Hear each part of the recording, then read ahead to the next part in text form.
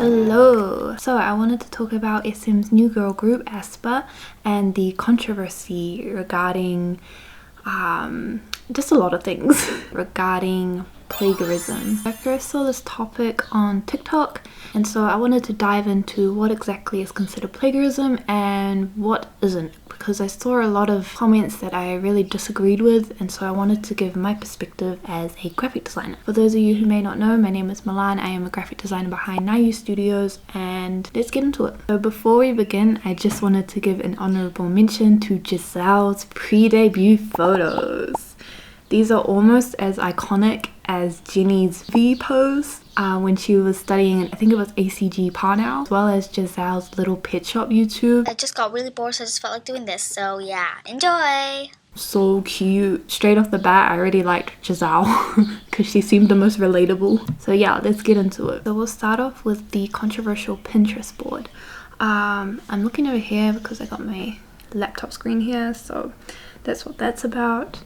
So somehow someone found the Pinterest board of one of the art directors on this project. Supposedly there was a lot of things that were almost replicated, and I saw this first on TikTok. A lot of the comments I didn't exactly agree with. They're basically saying like, wow, I can't believe they hired someone and they're using Pinterest and everything. And I just want to say most art directors, graphic designers in the creative field have mood boards on Pinterest. That's just the place to gather inspiration, and that was something I wanted to talk about because I saw a lot of comments saying like, wow, I can't believe this art director is using Pinterest, it's so unoriginal. But I'm just here to tell you, most creatives use Pinterest. It's just a quick way to look up inspiration and to gather it into a mood board so that you can share it with your client before you start doing the project, so that you guys can confirm the direction for the project. For example, I know some designers create 3 mood boards, and each mood board has a different feel to it, and from there the client can select which one they like best, and these mood boards will determine the direction for the project. Can these birds calm down? Thank you. Doing this really saves you a lot of time when coming up with ideas, so that it can really solidify the whole direction. And that's something I do as well as my other design friends also. That's what I believe happened here. He made a Pinterest board and he was showing the art direction for this project. Although I don't have the exact Pinterest board, a lot of people have screenshot it, so let's just dive into the actual board. Everything that I'm looking at, I can link it in the bio so you can take a look for yourself. This was the creative director. Obviously you can't go on there anymore because of this whole scandal. Pretty sure he's put everything on lock so no one can read it. I'm seeing a lot of neons. I'm noticing a lot of people with blonde hair. This kind of type has been very popular this year. See it in Chloe and Hailey's Forgive Me. There's a few other references that I'll put here. This has been a very trending style this year. When I saw this being incorporated into the Aespa logo, I was pretty surprised with the logo they created for their new girl group. Because SM's style for girl groups very feminine. Red Velvet has the ribbon going on, as well as FX uses serif, which is known to be more elegant, as well as Girls' Generation having the serif font as well as a whole crown and a love heart. So when SM revealed the logo design for Aespa, I was pretty surprised with the direction because I'm so used to seeing this for their girl groups. And that's mainly all I could find right now from the Pinterest board, but people were saying there were direct copies of certain smaller artists, which we'll dive into soon. From there, I thought this isn't really plagiarism. This is something that graphic designers do all the time, create Pinterest boards for inspiration. All I could see from here was neon colors and the trending font with the whole metal gradient going on, which is something that was trending this year. So let's talk about the KDA plagiarism, as well as small artists that it seems that SM has basically copied from. So let's talk about the AI. SM decided to debut their girl group but with AI versions also, and I just want to say that these AIs do not look similar to them. I watched their debut stage, and when they had the AIs next to them, it was kind of like, which one is which? I can't tell who you're supposed to be. it would have been nice to see the AI wear the same outfits as the girls so that you could figure out which one was which. I feel like SM could have improved on. So obviously, because of this whole girl group AI concept, it kind of ties into what KDA is already doing and doing it pretty successfully. So a lot of people obviously think, wow, they're just copying what they are doing. But I also want to mention that the world of AI was already trending. I mean, you had Kazina AI. From her, we have more AI YouTubers happening. I think a lot of AIs were really trending in Japan also in concerts. Like, I remember when I was younger, I saw, I think, Hatsune Miku, this person.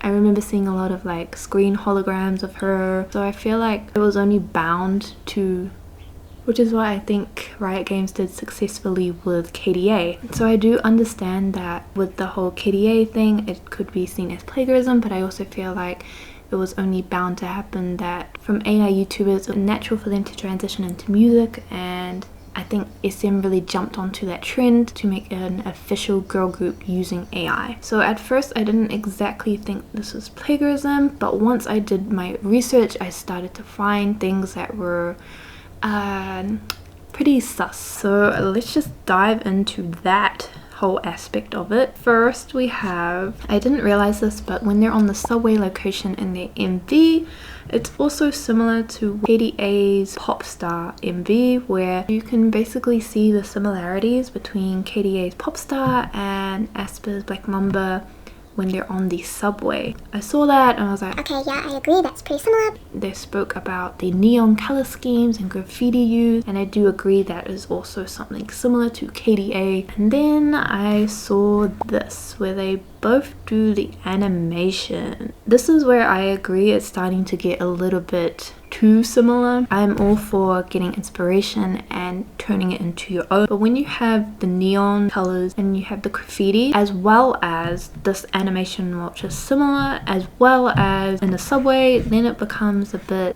sus. You can't help but think this is too similar, but it doesn't stop there with the KDA similarities. It is also then revealed that a visual artist from Germany named Timo, that SM's work almost was identical to his own. So let's look at the similarities. So for the teaser for Black Mamba, which was spoiled in an NCT music video, we have a garden with butterflies in the subway. When we see Timo's own work, he also has flowers in a field in the subway with butterflies.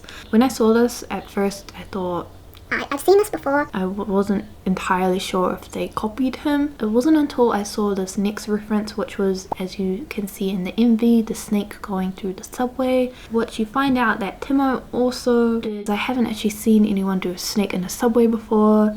Hi, so I am editing this video and I realized I left out some crucial information, so I'm just going to talk about it now. There was actually a photograph by a visual artist named Brian. It seems like SM has used this image as a reference for their teasers. Looking at them, they are very similar and really adds fuel to this whole controversy. But yeah, that's what I wanted to quickly mention, as I forgot to mention it during this whole filming process.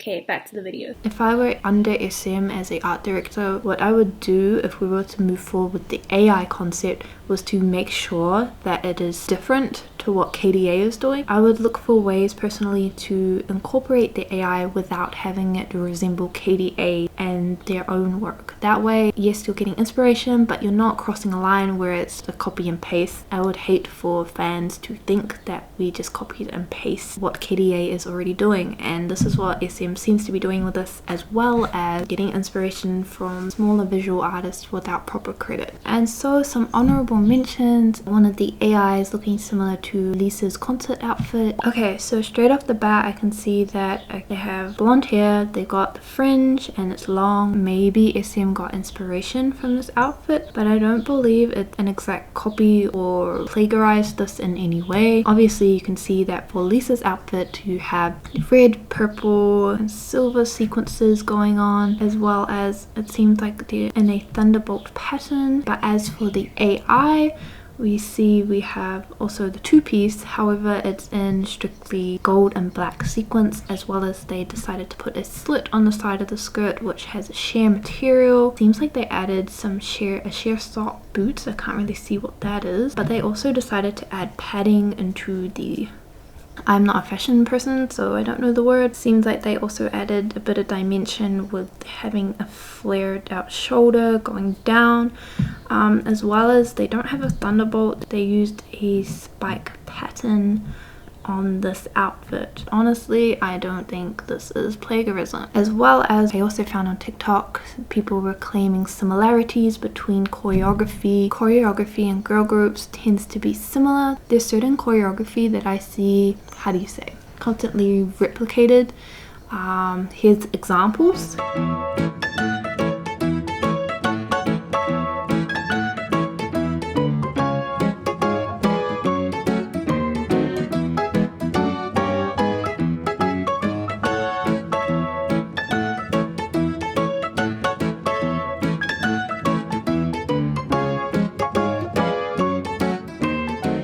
So they may have gotten inspiration, but I don't really think it's a big issue. I also saw on TikTok someone was saying it was similar to a Girls' Generation dance.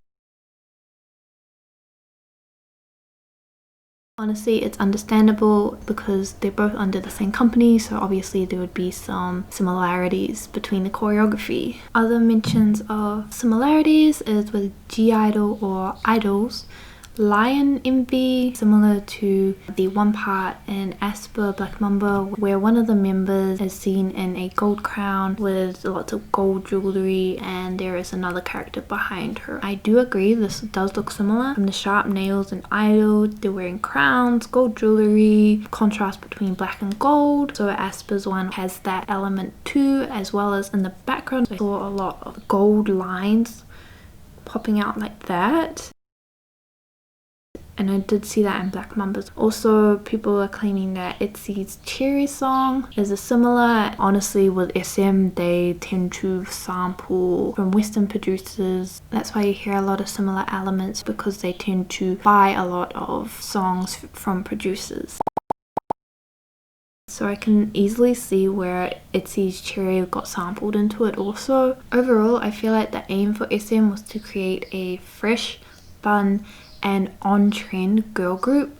We see this through the font selection for the logo, which was a trending design throughout 2020, as well as the bright animation and fun filming and editing of the MV. However, I feel like they could have executed the AI where they did actually do a fresh, fun approach to AI instead of doing a, I guess, duplicate of KDA, as well as taking inspiration from small artists without proper credit or even asking them. Going into this, I thought that people maybe didn't understand plagiarism and what it entails. There are tiny things that I feel like aren't exactly plagiarism, but the main problem is the KDA and the work. How do you feel about this controversy? And let me know if you would like to see me dive into other topics similar to this. Also, if you want to check out my work, you can follow me on Nayu Studios Instagram, as well as I have Nayu Studios website, but I am currently in rebranding, so can't see that till later on in December. Thanks so much for watching and see you in the next one.